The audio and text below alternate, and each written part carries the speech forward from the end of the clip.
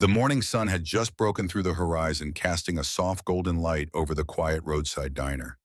Steam rose from coffee cups as the early risers hunched over plates of eggs and bacon. The roadside diner stood as it had for decades, a weathered sentinel along the forgotten stretch of highway that cut through the heartland of America like an old scar. Inside, the air hung heavy with the smell of fresh coffee, sizzling bacon, and the faint scent of motor oil that clung to the men seated at the corner booth. They were impossible to miss, these men, wearing leather vests emblazoned with the Iron Wolves MC patch. Their weathered faces told stories no one dared to ask about their calloused hands wrapped around coffee mugs bearing the faded logo of the diner. Mason Cole sat with his back to the wall, blue eyes scanning the room from beneath the brim of his worn baseball cap. At 38, his face carried the marks of a man who had seen too much of the world's darker corners. The Iron Wolves patch on his leather vest sat above the emblem of the United States Marine Corps, faded but still proud, on his chest. The other patches told stories of rides across state lines, rallies attended, and brothers remembered. Past the hot sauce, Doc, Mason said, his voice carrying that particular gravel that comes from years of shouting over the thunder of Harley engines and the cacophony of war. Doc, whose real name few remembered anymore, slid the bottle across the worn Formica table. At 50, his salt and pepper beard and steady hands spoke of his former life as a combat medic. Beside him sat Bear, aptly named for his massive frame and the grizzled beard that covered most of his face. The 45-year-old former Special Forces operator still carried himself with military precision despite the long hair and tattoo-covered arms. The quiet morning rhythm continued unbroken. Silverware clinked against plates. Coffee cups were refilled by Maggie the waitress, who had been serving the same regulars for nearly 20 years and knew exactly how they took their coffee without having to ask.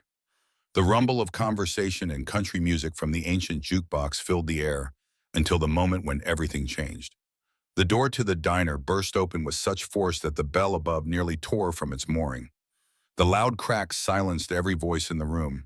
Standing in the doorway, small and trembling, was a little girl no more than 7 years old. Her light brown hair flew wild around her dirt-smudged face. The red dress she wore was torn at the hem, and her small chest heaved with panicked breaths. But it was her eyes that captured everyone's attention, wide with terror, brimming with tears that carved clean tracks through the dust on her cheeks. "Please!" she screamed, her voice cracking with desperation. Her small arms stretched out, finger pointing back toward the road. "They're hurting my mama. Please, somebody help her." The diner fell into stunned silence. A waitress dropped a plate. The cook peered out from the kitchen window. 2 truck drivers by the counter turned their heads, but no one moved. No one except Mason Cole. Mason rose from his seat in one fluid motion, his chair scraping against the linoleum floor. He crossed the diner in long strides, his boots heavy against the floor, and knelt before the little girl. He didn't tower over her or speak down to her. Instead, he lowered himself to meet her eyes. "Where's your mama, sweetheart?" His voice, usually gruff from years of shouting orders and riding into the wind, softened to a gentle rumble. The little girl's lower lip quivered. Her small fingers clutched at the torn fabric of her dress. "In our trailer," she sobbed. "Down the road, the blue one with white shutters." She pointed frantically toward the east. "He's hurting her real bad. Please help her." Mason's eyes, the pale blue of winter ice, softened with understanding. He had seen this before in war zones abroad and broken homes at home. The face of fear wore the same expression regardless of the country or context. "What's your name?" he asked, his voice steady and calm, an anchor in her storm. "Hannah," she whispered, her small voice shaking. "My mama's name is Carla." Mason nodded once. "Hannah, my name is Mason. Those are my friends, Bear and Doc." He gestured toward the booth where the other men were already standing, faces set with grim determination. "We're going to help your mama, right now." As Mason stood, memories flickered through his mind like old photographs. The daughter he had lost 5 years ago would have been about Hannah's age now. Emma had the same light in her eyes that Hannah's fear couldn't completely extinguish. The thought cut through him like a cold blade between the ribs, but he pushed it aside. Now wasn't the time. Turning to Maggie, the waitress, Mason spoke with quiet authority. "Take care of her. We'll be back soon." Maggie nodded, already moving toward Hannah with a blanket kept behind the counter for cold mornings. She wrapped it around the little girl's trembling shoulders and guided her to a seat, speaking words of comfort too soft for Mason to hear. Bear and Doc were already standing by the door, their breakfast forgotten. No words needed to be exchanged between the three men who had served together, ridden together, mourned together. They moved as a unit, pushing through the diner door and into the parking lot where three Harley-Davidson motorcycles sat waiting, chrome gleaming in the morning sunlight. Mason swung his leg over his black, soft-tailed machine, it as familiar to him as his own heartbeat. The custom-built 1990 model roared to life beneath him, the sound of the V-twin engine echoing across the nearly empty parking lot. Bear and Doc mounted their own bikes, the thunder of three engines blending into a growl that seemed to shake the very air. As they pulled onto the highway, Mason in the lead, he felt that familiar surge of adrenaline, the heightened awareness that had kept him alive through multiple tours in Iraq. His eyes scanned the roadside ahead, quickly spotting the small cluster of trailers nestled among a stand of pine trees about a quarter-mile down the road. The blue trailer with white shutters stood slightly apart from the others at the end of a gravel drive. Even from a distance, Mason could see the door hanging askew on its hinges. He twisted the throttle, urging more speed from his machine as the sound of breaking glass reached his ears. The three motorcycles skidded to a halt in front of the trailer, throwing up clouds of dust. Mason was off his bike before it had fully stopped moving toward the damaged door with the efficient, measured pace of a man accustomed to entering hostile situations. Bear flanked him on the left while Doc hung back, slightly ready to provide aid if needed. Through the broken window, Mason could hear a man's voice slurred with alcohol and rage. "You thought you could hide from me. You think you're smarter than me, Carla. I told you what would happen if you ever ran." A woman's voice responded, high and frightened but defiant. "Get out, Derek. The police are already on their way." The sound of something heavy hitting a wall was followed by a sharp cry of pain. Mason didn't hesitate. He hit the door with his shoulder, the already damaged hinges giving way completely. The door crashed inward, revealing the cramped interior of the trailer. The scene inside burned into Mason's memory with photographic clarity. A woman with copper hair was backed against the kitchen counter, her face already swelling on one side, a trickle of blood running from her split lip. Her eyes were wide with fear but blazed with a mother's determination to survive for her child. Looming over her was a man in his mid-30s, muscular but soft around the middle, in the way that spoke of too much beer and too little discipline. He wore jeans and a stained white tank top, and his right hand was raised to strike again. In his left hand, a half-empty bottle of whiskey caught the morning light streaming through the window. Derek spun around at the sound of the door crashing in his bloodshot eyes, widening at the sight of three leather-clad bikers filling the doorway.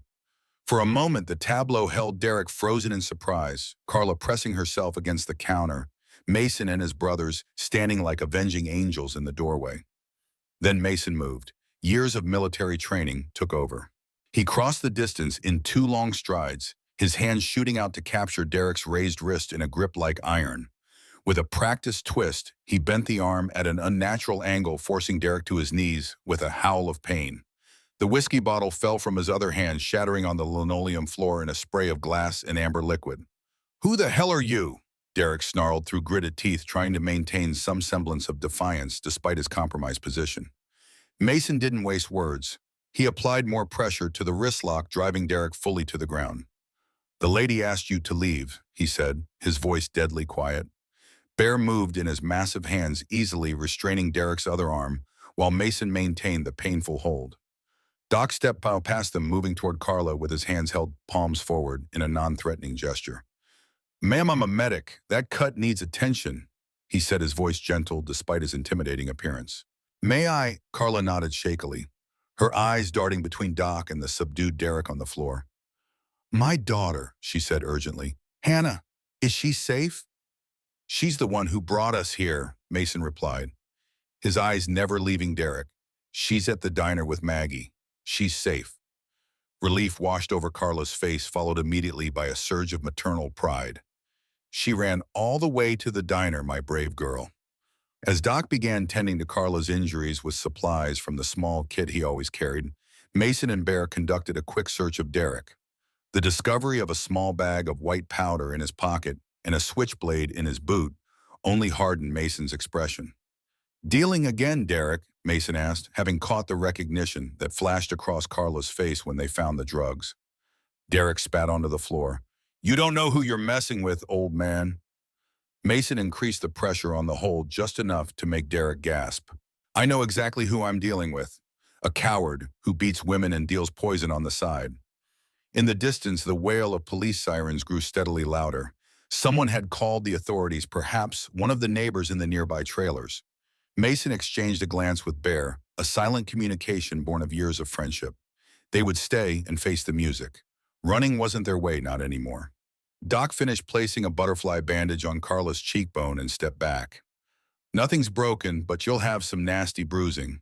The cut won't need stitches. Thank you, Carla whispered, her eyes welling with tears now that the immediate danger had passed. She was a pretty woman beneath the bruises, with intelligent green eyes and a quiet dignity that even her circumstances couldn't diminish. I don't know how to thank you all. When he found us, I thought, you don't need to thank us, Mason said, his attention still focused on keeping Derek subdued. Your little girl did the right thing. She's the brave one here. The police cruiser pulled up outside, lights flashing. Two officers approached cautiously, hands near their weapons, as they took in the scene of three bikers and a restrained man inside the damaged trailer. Police, everyone freeze, called the first officer through the doorway. In here, officer, Mason called back calmly. We're detaining an assailant who was attacking this woman. We're unarmed and compliant. The officers entered, hands still hovering near their holstered weapons. The lead officer, whose nameplate identified him as Reynolds, surveyed the scene with practiced eyes. His gaze lingered on the Iron Wolves patches before moving to Carla's injured face, then to Derek on the floor. What's going on here, ma'am? He asked Carla directly, his tone professional, but not unkind. Carla straightened her shoulders. This is Derek Wilson, my ex-boyfriend. He just got out of jail yesterday and somehow found where my daughter and I have been living. He broke in this morning and attacked me. She gestured to her face. These men heard my daughter asking for help at the diner down the road and came to my rescue. Officer Reynolds nodded, then turned his attention to Mason and Bear. You can release him now. We'll take it from here. Mason and Bear carefully transferred Derek to the officers, who efficiently handcuffed him and read him his rights. Derek continued to mutter threats under his breath as they led him outside to the waiting cruiser. The younger officer stayed behind to take statements and document Carla's injuries with a small digital camera. As Mason gave his account of events, he noticed Carla watching him with a mixture of gratitude and apprehension. He understood her caution. Men like them, rough-looking bikers with hard faces and calloused hands, weren't usually cast as heroes in stories like these. They were more often viewed with suspicion, avoided on streets, watched carefully in stores. But today, for once, their intimidating appearance had served a purpose beyond keeping the world at arm's length. The officers were thorough in their questioning. Yes, Mason and his friends had entered without permission. Yes, they had used physical force to subdue Derek. Yes, they were aware that vigilante justice was not encouraged by law enforcement. But given the circumstances and Carla's corroboration of their account, the officers seemed satisfied that they had acted appropriately. We'll need you all to come by the station later to sign formal statements, Officer Reynolds said as they prepared to leave. He handed Mason a card with the address of the police station. And ma'am, you should consider filing for an emergency protection order. Carla nodded, though Mason noted the flicker of doubt in her eyes. He had seen it before, that look that said paper protections meant little against determined violence. As the officers led Derek away, the second cruiser pulled up. The door opened and a small figure burst out, running toward the trailer with red sneakers flying. Mama, Hannah cried, her face alight with relief. Carla dropped to her knees, arms outstretched to receive her daughter in a fierce embrace. Hannah, my brave, brave girl. Mason, Bear, and Doc stepped outside to give mother and daughter privacy for their reunion. They stood by their motorcycles, lighting cigarettes and squinting against the brightening morning sun. What do you think? Bear asked quietly, nodding toward the trailer where Carla was now stroking Hannah's hair, whispering reassurances. Mason took a long drag from his cigarette, considering. He knew what Bear was really asking. What now? They had intervened, stopped the immediate threat, but what about tomorrow or the day after? Men like Derek didn't give up easily, especially when their pride had been wounded. She can't stay here, Mason said finally. Not with that door busted and him knowing where to find her. Doc nodded in agreement. That protection order won't do much good if he decides to come back before it's served. The three men fell silent, each contemplating the reality of the situation. They had done their good deed for the day, stepped in where others hadn't. By most standards, their obligation was fulfilled. But Mason couldn't shake the feeling that this wasn't the end of the story, merely the opening chapter. The sound of small footsteps on gravel drew their attention. Hannah stood before them, her red dress still torn, but her face now clean of tears and dirt. In her small hand, she clutched a worn stuffed rabbit missing one ear. "Thank you for saving my mama," she said, her voice small but steady. Her eyes, the same vivid green as her mother's, looked directly at Mason with a child's unnerving perceptiveness. "Are you soldiers?" "My daddy was a soldier before he died." Mason felt something shift inside his chest, a loosening of an old tight knot. He crouched down to her level the way he had at the diner. "We were soldiers once," he answered honestly. "Now we're just men trying to do the right thing when we see it needs doing." Hannah nodded as if this made perfect sense to her. "Mama says we can't stay here anymore because Derek found us, but we don't have anywhere else to go right now." She glanced back at the trailer where Carla was speaking with Officer Reynolds. "I'm scared he'll come back." The simple honesty of a child often cut deeper than any adult confession. Mason looked at Baron Doc, reading the same resolution in their eyes that he felt forming in his own heart. Some decisions weren't made with careful deliberation. They were made in an instant of clarity that revealed what kind of man you truly were. "Hannah," Mason said gently, "would you and your mama feel safer if you stayed somewhere else for a while? Somewhere Derek wouldn't think to look?" Hannah's eyes widened. "Like where? The Iron Wolves have a clubhouse with an apartment upstairs. It's above our garage where we fix motorcycles. It's not fancy, but it's clean and safe." Hannah considered this with the serious expression of a child weighing an important decision. "Do you have tools there, real ones?" The unexpected question brought a small smile to Mason's weathered face. "More tools than you could count, kid." This seemed to satisfy her. She nodded decisively. "I'll tell Mama." She turned to go, then paused and looked back. "What's your name again?" "Mason, Mason Cole." "Thank you, Mr. Mason." With that, she ran back to her mother red dress fluttering behind her like a flag. Carla looked up as Hannah tugged at her hand, whispering urgently. Her eyes met Mason's across the yard, questioning and uncertain. He gave her a small nod, trying to convey without words that the offer was genuine, no strings attached. After a moment's hesitation, Carla approached the three bikers, Hannah's hand clasped firmly in hers. Up close, the bruising on her face looked worse in the full morning light, a blue-purple shadow spreading across her cheekbone. "Hannah says you offered us a place to stay," she said directly, her voice steady despite the tremor in her hands. "Why would you do that?" It was a fair question. In a world where kindness often came with hidden price tags, suspicion was a necessary survival skill. "Because you need somewhere safe, and we have somewhere safe to offer," Mason replied simply.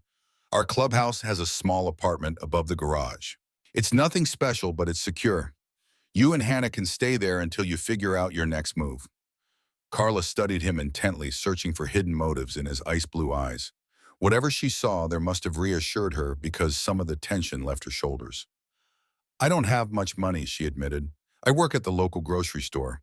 It doesn't pay much, but—" "We're not asking for money," Bear interrupted gently. "Iron Wolves take care of their own, and we take care of people who need it. No charge." Carla's eyes welled with fresh tears, but she blinked them back resolutely. "I can cook and clean. I was a nurse before." She gestured vaguely, encompassing all the circumstances that had led her here. "I can help around your clubhouse, tend to injuries. I'm not looking for charity." Doc smiled, the expression softening his grizzled face. "We could use someone with medical training around. These two are constantly getting banged up with their foolish stunts." The lighthearted comment broke some of the tension, drawing a small smile from Carla. She looked down at Hannah, who was watching the exchange with solemn eyes, then back to Mason. "If you're sure, then, yes, we accept. Just until I can figure something else out." Mason nodded. "Let's get your essential things packed up. You can come back for the rest later, with a police escort if needed." The next half hour passed in a flurry of activity as Carla and Hannah gathered closed documents and a few precious mementos. Mason noticed the careful way Carla packed a small wooden box containing old photographs and the tenderness with which Hannah wrapped her few toys in a tattered blanket. These were the markers of a life lived in constant motion, knowing what to grab when you needed to run. By the time they had loaded the essential belongings onto Bear's motorcycle, securing them with bungee cords, the morning had fully blossomed into day. The sun hung high and bright in a cloudless sky, casting sharp shadows across the gravel drive. "I'll ride with Carla and Hannah in the police car," Doc volunteered. "Officer Reynolds offered to drop us at the clubhouse. You two can ride ahead and get things ready." Mason nodded in agreement. As he and Bear mounted their motorcycles, he caught sight of Hannah watching him with undisguised fascination. He remembered Emma at that age begging for rides on his Harley around the driveway, her mother pretending outrage while secretly taking pictures. The memory, usually painful, felt different today. Bittersweet rather than simply bitter. The ride back to Iron Wolf's territory gave Mason time to think. The clubhouse sat on the outskirts of town, a converted warehouse with the garage taking up the ground floor and the club's gathering space and apartment on the second. It wasn't fancy, but it was clean and well-maintained, a point of pride for men who had known the disorder of war and valued the peace of a well-kept home. Bear pulled alongside Mason at a red light. "You okay with this?" he asked, raising his voice to be heard over the engines. "Taking them in." Mason considered the question. Was he okay with what? This wasn't their usual way. The Iron Wolves kept to themselves, helped their own, stayed out of other people's business, except for the occasional charity ride or community event.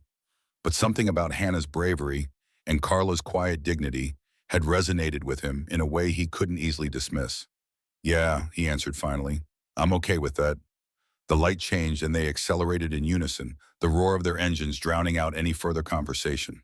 But as they rode through the familiar streets toward the clubhouse, Mason found himself scanning doorways and windows with increased vigilance, as if threats might be lurking where none had existed before. The Iron Wolves clubhouse came into view, a sturdy brick building with large garage doors facing the street. The club's emblem, a wolf's head in profile howling, was painted on the wall beside the main entrance. Several motorcycles were already parked outside, belonging to members who had arrived for the day's work, or simply to spend time among brothers. Mason and Bear pulled into the parking area and cut their engines.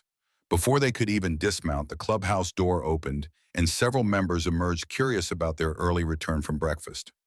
"What happened?" asked Riggs, the club president, a tall man in his 50s with a silver beard and the weathered face of someone who had spent decades on the road. "You three left breakfast in a hurry." Mason explained the situation in brief, efficient sentences.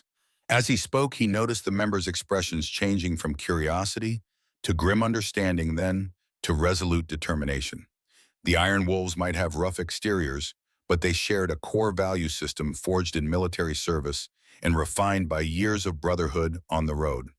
"So they're coming here," Riggs confirmed, glancing at the road, as if expecting the police car to appear at any moment. "To stay in the apartment." "Unless you have an objection," Mason replied, though his tone suggested he wasn't really asking permission so much as informing his president of a decision already made. Riggs considered for only a moment before nodding. "No objection. We've got the space and it sounds like they need it." He turned to the others. "Let's make sure the apartment is ready. Vic, you were using it last month when your pipes burst.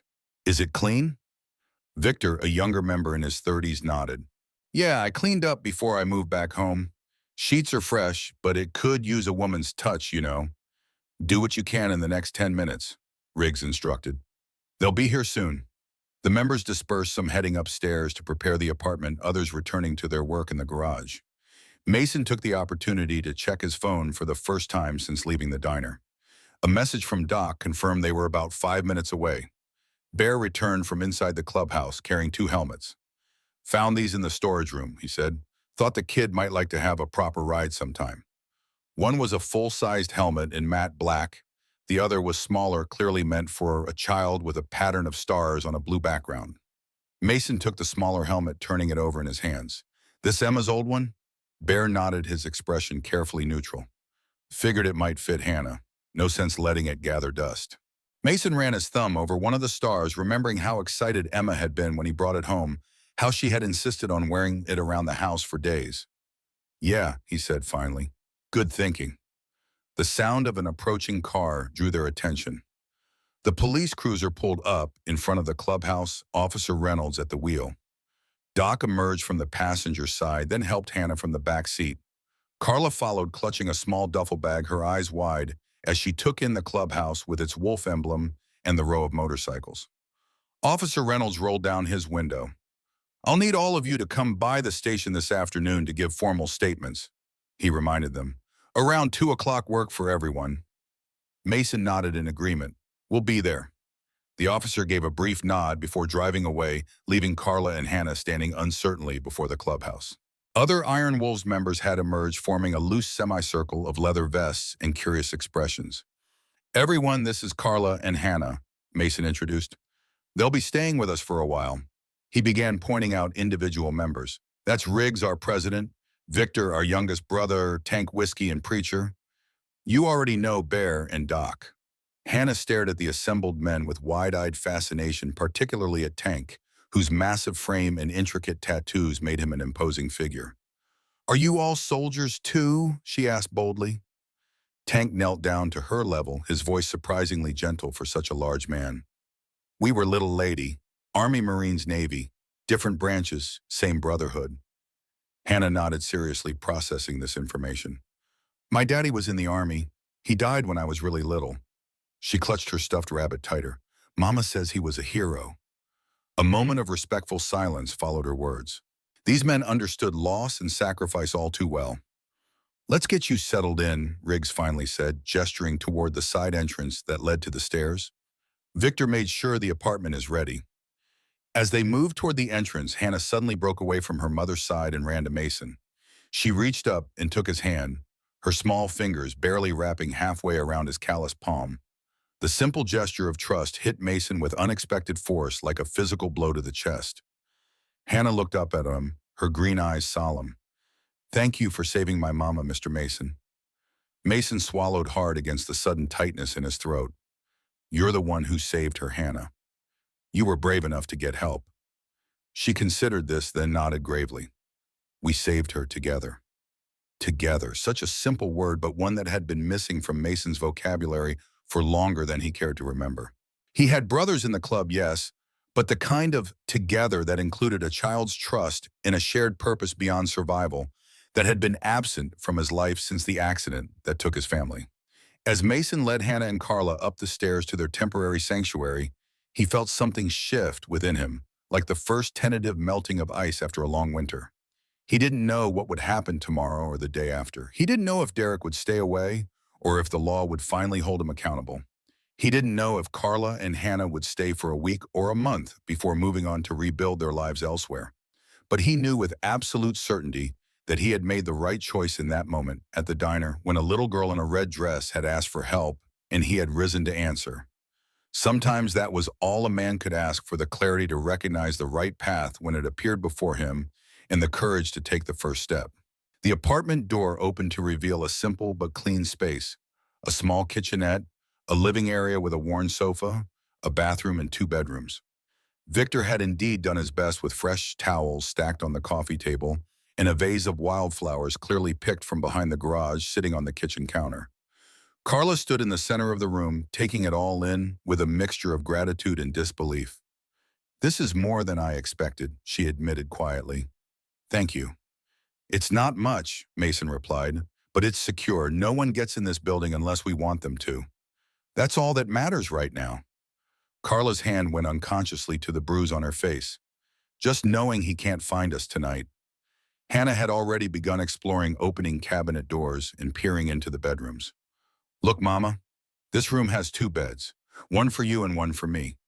Her excitement at such a simple thing, not having to share a bed in a cramped trailer, was both heartwarming and sobering. "Why don't you get settled in?" Mason suggested. "There's food in the fridge and the kitchen is stocked with basics. If you need anything else, just let one of us know. Someone is always downstairs in the garage during the day." Carla nodded, some of her initial tension beginning to ease. "Thank you, all of you. I don't know what would have happened if—" She trailed off, unable or unwilling to complete the thought. "You don't have to think about that now," Mason assured him. "You're safe here.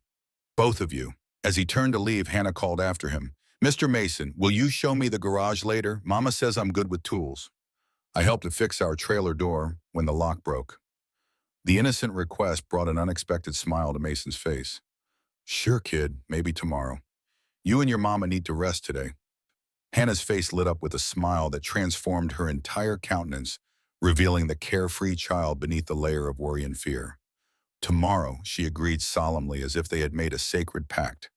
Mason descended the stairs to find Bear waiting for him at the bottom. His friend's expression was knowing, almost amused. "What?" Mason asked defensively. Bear shook his head. "Nothing, just thinking it's been a while since I've seen you smile like that." Mason had no response to that observation. Instead, he changed the subject. "We should increase security for a few days. I don't think Derek knows about this place, but better safe than sorry." Bear nodded in agreement, allowing the deflection. "I'll talk to Riggs about setting up a rotation. And we should probably let the prospects know what's going on." The two men walked toward the garage where the sounds of work had already resumed, the clang of tools, the hiss of air compressors, the occasional curse as a stubborn bolt refused to budge. This was their world, one of grease and metal and the satisfaction of fixing broken things. It was a far cry from the battlefield where they had first met, but it provided its own kind of peace. As Mason picked up a wrench and slid beneath a Sportster that needed a new oil pan, he found his thoughts drifting upward to the apartment where a mother and daughter were beginning to believe in safety again. He wondered what Carla's story was beyond what little they knew. How had she ended up with a man like Derek? What had her life been like before? What dreams had she abandoned along the way? And Hannah, so brave, so resilient. A child shouldn't have to run for help while her mother was being beaten. A child shouldn't have to know what fear felt like. Yet here she was, still able to smile and ask about tools and motorcycles. Mason adjusted his grip on the wrench, focusing on the task at hand. One turn at a time, one problem solved, then on to the next. It was how he had survived after losing Emma and Sarah, by reducing life to its simplest components and addressing only what was directly in front of him. But as he worked beneath the motorcycle with the familiar smells of oil and metal surrounding him, Mason felt something he hadn't experienced in years, a sense of purpose beyond mere survival. It reminded him of his early days in the Marines, before disillusionment had set in, when he had truly believed in protecting the innocent and standing against those who would harm them. Perhaps some things were worth believing in again. Above him, in the apartment that had stood empty for too long, a little girl in a red dress unpacked her few treasured possessions, arranging them carefully in her new room. And Mason Cole, who had long ago stopped expecting anything good from the world, found himself making silent promises to ensure she would never again have to run for help against the monsters who walked in human skin. Some oaths didn't need to be spoken aloud to bind a man's soul. Some promises once made in the quiet of one's heart could never be broken without breaking something essential within oneself. As the morning sun climbed higher in the sky, casting long rectangles of light across the garage floor, Mason worked beneath the motorcycle and made such a promise, not knowing how it would change his life, but knowing he could do nothing else. 3 days had passed since Carla and Hannah moved into the apartment above the Iron Wolves garage. The morning sun filtered through the dusty blinds, catching motes of dust that danced in golden shafts of light. Mason stood in the workshop below, hands braced against a workbench, as he studied the day's repair schedule scribbled on the chalkboard wall. The comforting sense of motor oil, metal, and leather surrounded him, a familiar backdrop to his thoughts. The sound of small feet on the metal stairs drew his attention. Hannah appeared at the bottom step, her red sneakers paired with overalls that were a size too large, clearly handed down or donated. Her light brown hair had been pulled back into a somewhat uneven ponytail, likely her own handiwork. "Mr. Mason," she called, clutching something to her chest. "Mama said I could come down if I promised not to touch anything without asking." Mason's weathered face softened as he turned toward her. "Morning, kid. Your mom's still sleeping." Hannah nodded, approaching cautiously, eyes wide, as she took in the array of motorcycles in various states of repair. "She worked late last night. Doc let her help organize the medicine cabinet." The girl stopped before Mason, holding up a small toolbox painted fire engine red. "I brought my tools. Can you show me how to fix something today?" "You promised." The toolbox was clearly a child's toy, but Mason treated it with the gravity of a professional offering. He crouched down to examine it, noting the careful way Hannah handled her prized possession. "Well, now, that's a fine set of tools you've got there. Let's see what we're working with." He opened the lid to find a collection of plastic tools alongside a few real ones that had likely been deemed safe enough for a child. Among them was a real screwdriver, its handle worn smooth from use. This looks like it's seen some work. It was my daddy's, Hannah said solemnly. Mama let me have it when I turned 6 because I'm responsible. She pronounced the word carefully, each syllable deliberate. I fixed our trailer door with it once. The screws got loose. Mason nodded, recognizing the pride in her voice. Children needed to feel useful, capable. His own daughter Emma had been the same way, always wanting to help in his garage at home. The memory came without the usual sharp pain, softened somehow by Hannah's presence. Well, I could use a responsible assistant today. See that bicycle over there? He pointed to an old Schwinn leaning against the far wall. The chain keeps slipping off. Think we could take a look at it together. Hannah's face lit up with a smile that transformed her entire countenance. She nodded eagerly, clutching her toolbox tighter. I can help. I'm strong. I bet you are. Mason led her over to the bicycle, aware of Bear watching them from across the garage with an expression that hovered between amusement and concern. His friend had been unusually quiet since they'd brought Carla and Hannah to the clubhouse, keeping his observations to himself, but clearly processing the situation in his own way. Mason positioned the bicycle on its stand and began explaining the basics to Hannah, showing her how the chain connected to the gears and how to check for loose links. She listened with intense concentration, occasionally asking surprisingly insightful questions for a 7-year-old. When he handed her the proper wrench to tighten the rear wheel axle nuts, she handled it with careful determination. You've done this before, Mason observed, as she positioned the wrench correctly on the first try. Daddy taught me some things before he went to heaven, she said matter-of-factly, her small face serious. Mama says I remember good. The garage door opened, letting in a shaft of bright sunlight that momentarily blinded them. Doc entered carrying a cardboard tray of coffee cups from the diner down the street. His eyebrows raised at the sight of Hannah working on the bicycle, but he said nothing as he set the coffee on the workbench. Got you the usual, Mason, he said, passing over a large black coffee, and a hot chocolate for the junior mechanic if her mother approves. Hannah's eyes widened at the treat. Mama lets me have hot chocolate sometimes. Can I go ask her? She's awake? Doc confirmed. Just saw her upstairs. Said to tell you breakfast is almost ready. Hannah carefully placed the wrench back in her toolbox, closed the lid, and looked up at Mason. Can we finish fixing the bike after breakfast? It'll be waiting right here, Mason promised. Go on now. Don't let your food get cold. She ran toward the stairs, then stopped abruptly and turned back. Thank you, Mr. Mason, for teaching me about the chain and the gears and stuff. Without waiting for a response, she dashed up the stairs, her footsteps echoing on the metal treads. Doc watched her go, then turned to Mason with a raised eyebrow. Looks like you've got yourself an apprentice. Mason shrugged, taking a sip of his coffee to avoid responding directly. The truth was, Hannah's eager presence stirred something inside him that he'd thought long buried. Teaching her about the bicycle had felt natural right somehow, in a way that little had felt right since he'd lost his family. How's Carla doing? He asked instead, changing the subject. Doc leaned against the workbench. Better. The bruising is fading. She's a tough one. Organized my entire medical supplies last night, labeled everything. She knows her stuff. He paused, studying Mason over the rim of his coffee cup. She's worried about Derek getting out. Keeps asking if there's been any news. Mason nodded grimly. I called the station yesterday. Officer Reynolds said they're holding him on assault and drug possession, but his lawyer is already working on bail. Could be out as early as today. Damn. Doc shook his head. What's the plan then? Before Mason could answer, Bear walked over from the far side of the garage where he'd been working on a customer's Sportster. The big man wiped his hands on a shop rag, his expression troubled. Just got a call from Riggs, he said, referring to their club president. Derek made bail an hour ago, posted by someone else, not himself. Mason's hand tightened around his coffee cup. Who? Don't know, but Riggs has a buddy at the courthouse who says Derek was picked up by a couple of guys in a black pickup.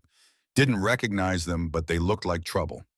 The three men exchanged grim looks, understanding the implications. Derek wasn't just an angry ex-boyfriend anymore. He had friends, connections, resources. The simple act of kindness that had brought Carla and Hannah to their clubhouse had just become considerably more complicated. We should tell her, Doc said quietly. She needs to know. Mason nodded, setting down his coffee. I'll do it. You two keep an eye on things down here. As Mason climbed the metal stairs to the apartment, he felt a familiar tension settle between his shoulder blades. It was the same feeling he had had in the military before entering hostile territory, a heightened awareness, a readiness for trouble. He hadn't expected to feel it again in civilian life, certainly not in the small town where the Iron Wolves had established their peaceful existence. He knocked on the apartment door, hearing Hannah's cheerful voice call out, "Who is it?" "It's Mason, Hannah." The door swung open to reveal Hannah's beaming face. "Mama made pancakes. Do you want some? They're really good with syrup." Over her head, Mason could see Carla standing at the small kitchenette, spatula in hand. She wore jeans and a simple blue t-shirt that brought out the green in her eyes. The bruise on her cheek had faded to a yellowish purple, less angry than before. Her copper hair was pulled back in a practical ponytail, revealing the clean lines of her face. She looked more rested than she had 3 days ago, some of the haunted tension gone from her expression. "Good morning, Mason," she said, offering a tentative smile. "Would you like to join us for breakfast? It's the least I can do to thank you all for everything." Mason stepped inside, closing the door behind him. "The pancakes smell great, but I need to talk to you about something first. Hannah, do you think you could take your breakfast into your room for a few minutes? I need to have a grown-up conversation with your mom." Hannah's smile faltered, her gaze darting between Mason and her mother. Children who grew up in households with violence developed a sixth sense for trouble, Mason knew. She was already picking up on his tension. "It's okay, sweetheart," Carla reassured her, though her own expression had grown wary. "Take your plate and go eat at your desk. You can work on that drawing you started yesterday." Hannah reluctantly took her plate of pancakes and disappeared into the bedroom, closing the door behind her, but not before giving Mason one last searching look. Once they were alone, Carla set down the spatula and turned to face Mason fully. "He's out, isn't he?" she asked directly, her voice steady despite the fear that flashed in her eyes. Mason nodded, respecting her enough not to sugarcoat the truth.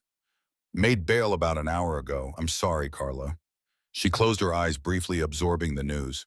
When she opened them again, there was a resigned determination in her gaze. "I knew it would happen eventually. The system always lets men like him walk. I just hoped—" She trailed off, then straightened her shoulders. "How long do we have before he finds us here?" "We don't know that he will," Mason said, though they both understood the hollow optimism in his words. "He always does," Carla replied simply. "It's what he does. I've moved 3 times in the past year, changed my phone number twice. Somehow he always finds us." Mason moved closer, keeping his voice low so Hannah wouldn't overhear. "This time is different. You're not alone anymore. The Iron Wolves aren't exactly easy to intimidate." A small, sad smile touched Carla's lips. "I appreciate that, Mason. I really do. But you don't know Derek. He's obsessive and he has friends in bad places." She glanced toward Hannah's door. "I can't put all of you at risk. Maybe we should leave, find somewhere else before he tracks us here." "And go where?" Mason asked gently. "Another strange town, another temporary home." "How long can you keep running?" saw Carla. The question hung in the air between them, heavy with implication. Mason had seen the toll that constant vigilance took on soldiers in combat zones. Carla and Hannah had been living in their own private war zone for too long. Before she could answer, a commotion erupted from downstairs, the sound of raised voices and heavy footsteps. Mason's hand instinctively went to his hip, where a sidearm would have been during his Marine days. Old habits. "Stay here," he instructed, moving quickly to the door. "Lock it behind me." He descended the stairs rapidly, taking in the scene below, with a tactical sweep of his eyes. Bear and Doc stood shoulder to shoulder near the main entrance, blocking access to a man Mason didn't recognize. The stranger wore a sheriff's deputy uniform, his hand resting casually on his holster, in a posture that was more threat than caution. "What's going on here?" Mason asked, joining his brothers at the entrance. The deputy, a man in his 40s with cold eyes and a forgettable face, shifted his gaze to Mason. "I'm looking for Carla West and her daughter. Got reports they might be staying here."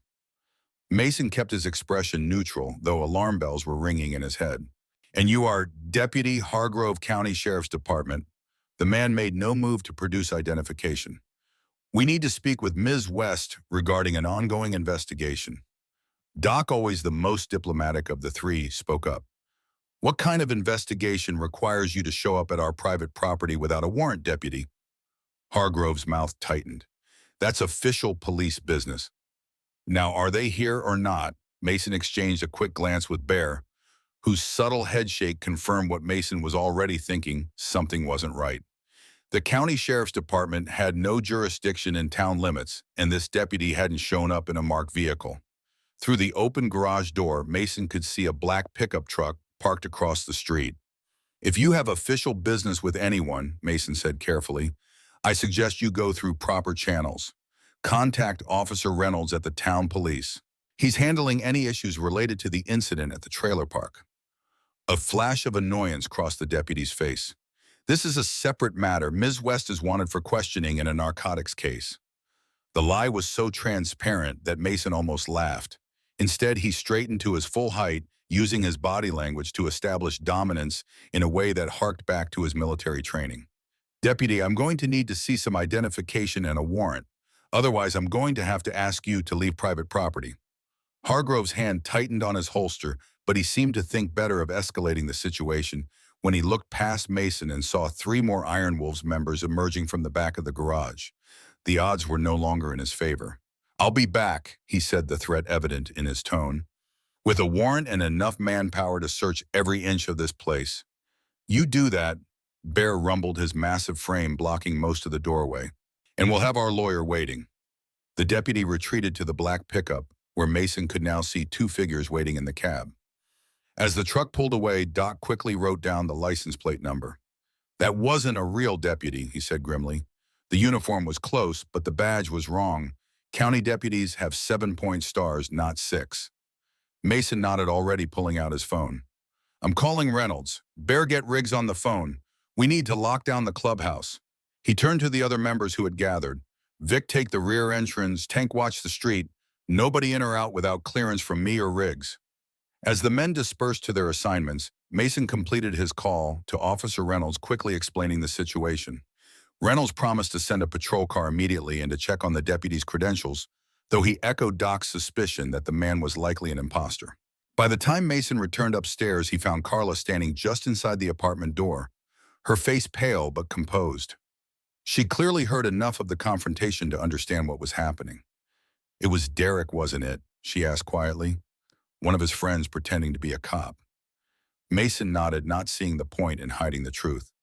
"Looks that way, but they're gone now, and we've got people watching all the entrances. Reynolds is sending a patrol car too." Carla hugged herself, eyes fixed on a point beyond Mason's shoulder. "This is exactly what I was afraid of. He's escalating, using fake police now. What's next? Actually bribing real ones." She shook her head. "We need to leave before someone gets hurt because of us." "That's not happening," Mason said firmly. "You and Hannah are staying right here where we can protect you." "Protect us?" Carla's voice rose slightly before she caught herself glancing toward Hannah's door. In a lower tone, she continued, "You don't understand what he's capable of, Mason. If he can't get to me legally, he'll find another way. He always does." Mason took a step closer, keeping his voice calm but authoritative. "Carla, listen to me. I've dealt with men like Derek before in the Marines and after. Bullies, abusers, men who think their strength gives them power over others. They all have one thing in common: they're cowards at heart. They only have power when their victims are isolated alone." He gestured toward the window where they could see Iron Wolves members taking up positions around the property. "You're not alone anymore. We're not just some random bikers who helped you out. We're brothers who served together, fought together. We know how to handle threats."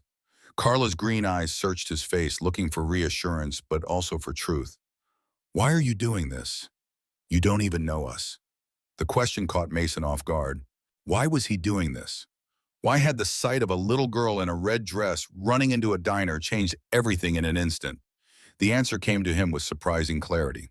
"Because it's the right thing to do," he said simply, "and because sometimes people need more than just a moment of kindness. They need someone to stand with them until the storm passes." Something shifted in Carla's expression, a softening around her eyes that suggested his words had reached her. Before she could respond, Hannah's bedroom door opened and the little girl peered out cautiously. "Mama, is everything okay?" I heard loud voices. Carla quickly composed herself, offering her daughter a reassuring smile. "Everything's fine, sweetheart.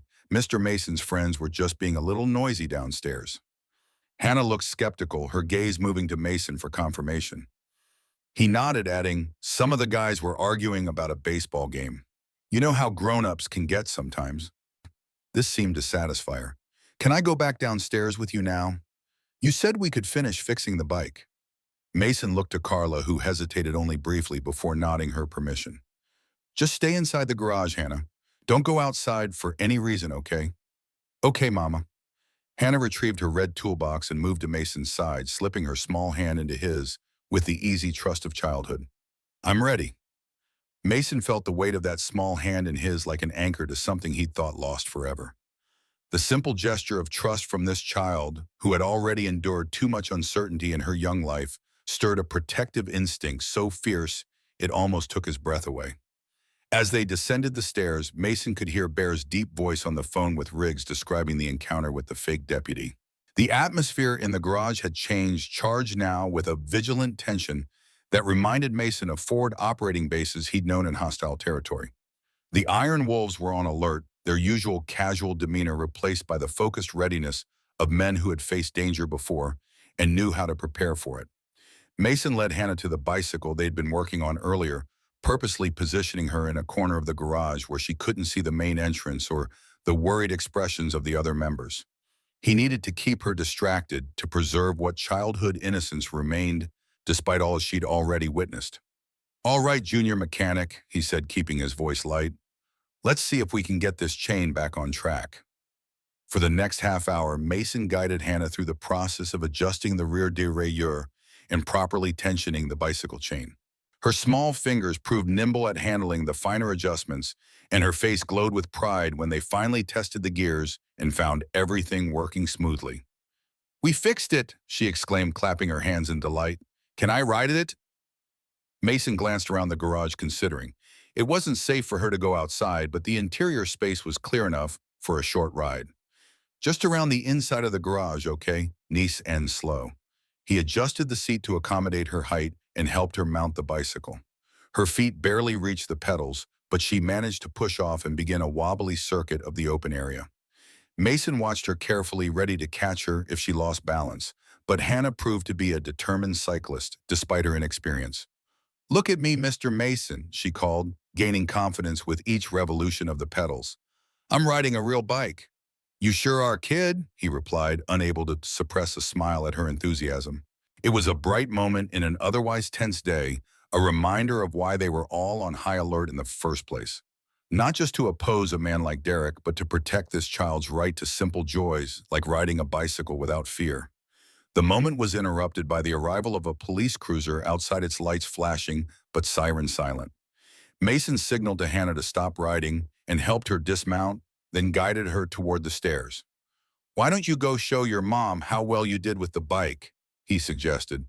"I need to talk to the police officers for a minute." Hannah's expression clouded with concern. "Is it about the bad man, the one who hurt Mama?" Children saw more than adults often gave them credit for. Mason crouched down to her level, looking directly into her worried green eyes. "It's just some grown-up business, Hannah. Nothing for you to worry about. Your job is to take care of your mom and tell her about fixing the bike, okay?" She nodded solemnly, clutching her toolbox close to her chest like a shield. "Okay, Mr. Mason, but you'll be careful, right?" "I promise." "I promise," he said, the words feeling like a vow that extended far beyond this moment. "Now go on upstairs. I'll come check on you both later."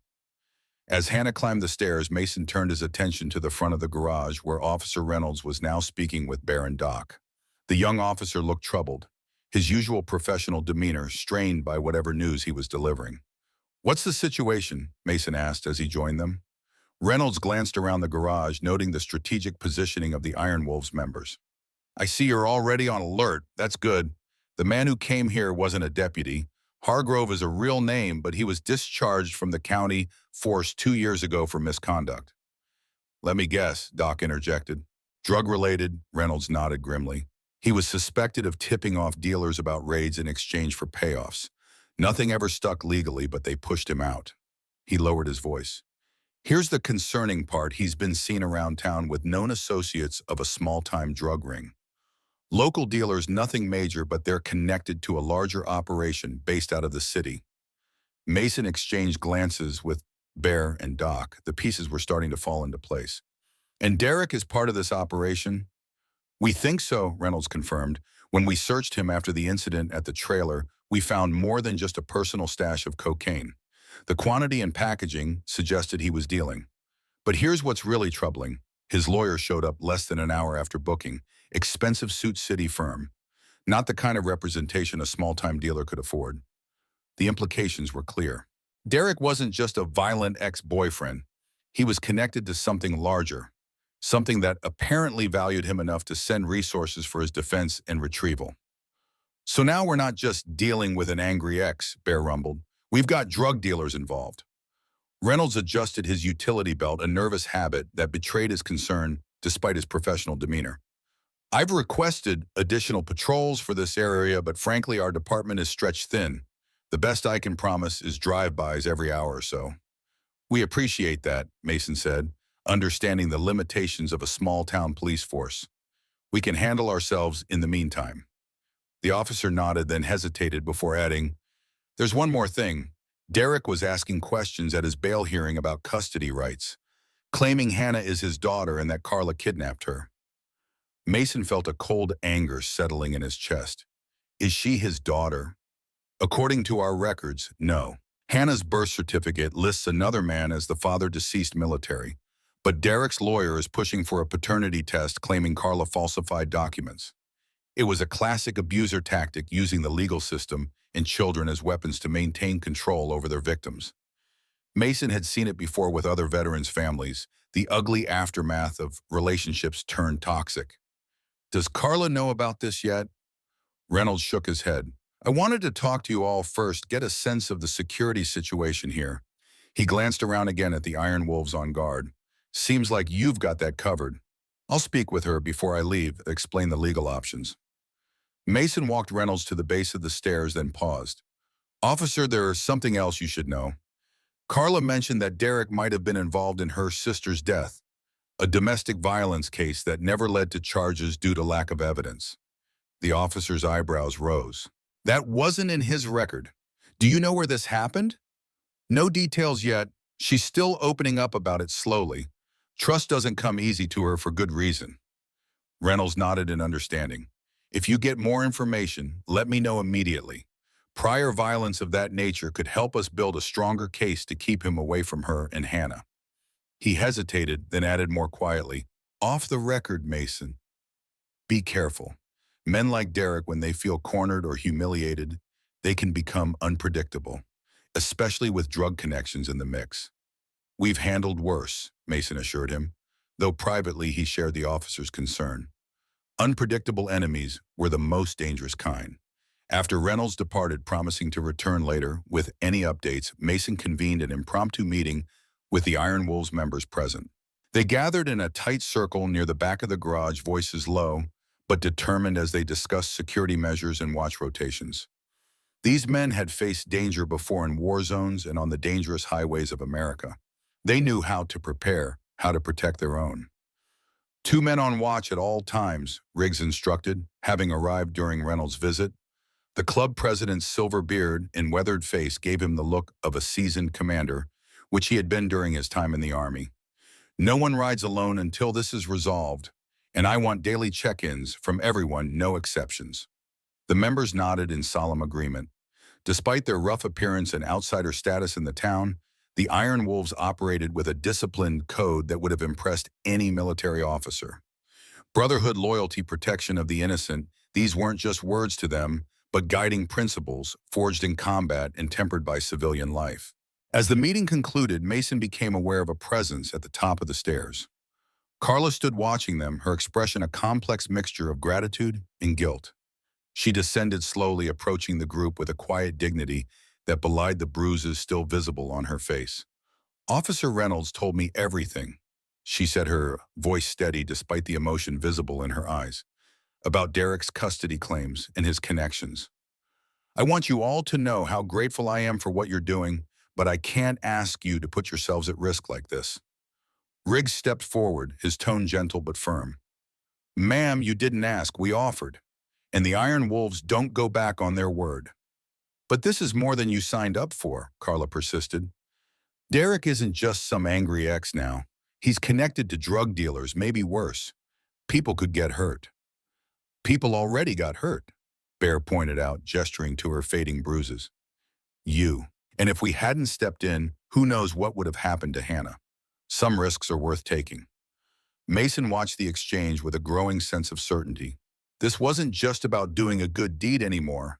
It had evolved into something more significant, a stand against the kind of predatory violence that destroyed lives and shattered families. For men like them who had seen the worst of humanity in war zones and came home to find that evil existed in small towns too, this was a battle worth fighting. Carla, he said, drawing her attention, Reynolds mentioned something about your sister, that Derek might have been involved in her death. The color drained from Carla's face, her composure cracking for the first time since she'd approached them.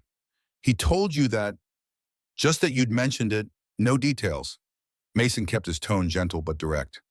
If there's something we should know, something that might help build a case against Derek. Carla's hands trembled slightly, and she clasped them together to still the motion. It was 3 years ago. My sister Melissa was dating Derek before me. I didn't know. I had no idea what he was really like when we met after she died. She took a shaky breath.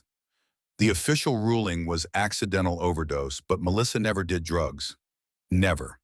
And there were bruises they said happened during CPR attempts, but I'm a nurse. I know what those look like versus other kinds. The garage had fallen completely silent, every man present giving Carla their full attention.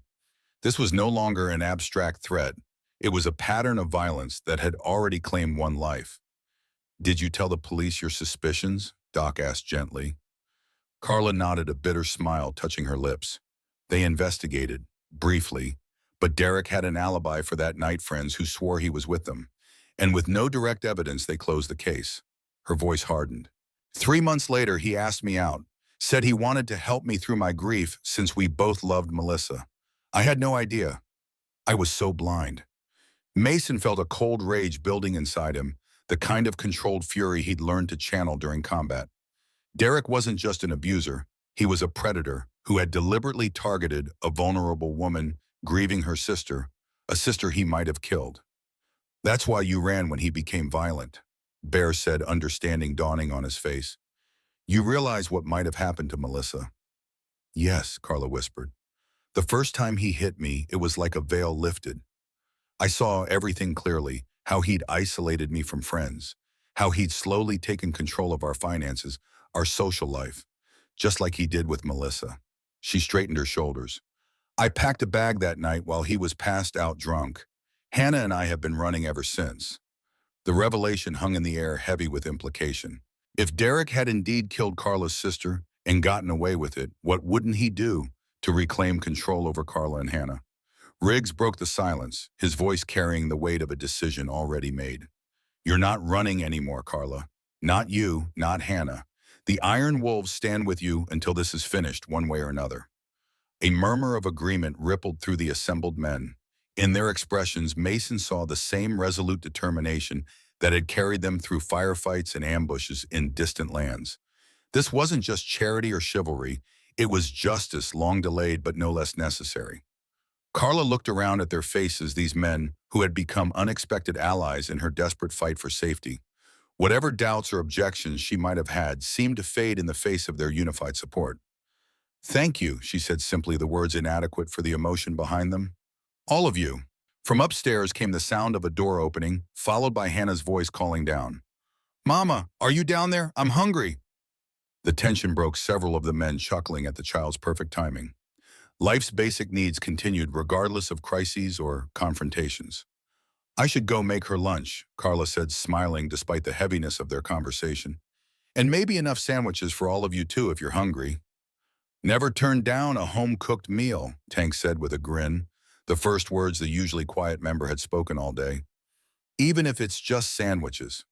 As Carla headed back upstairs, Mason felt a hand on his shoulder. Bear stood beside him, his expression unusually somber. This just got a lot more complicated, his friend said quietly. If Derek really killed her sister, then he won't stop until he either gets Carla and Hannah back or eliminates the threat they pose to him, Mason finished grimly. I know. You thinking what I'm thinking, Mason nodded slowly. We need to go on offense.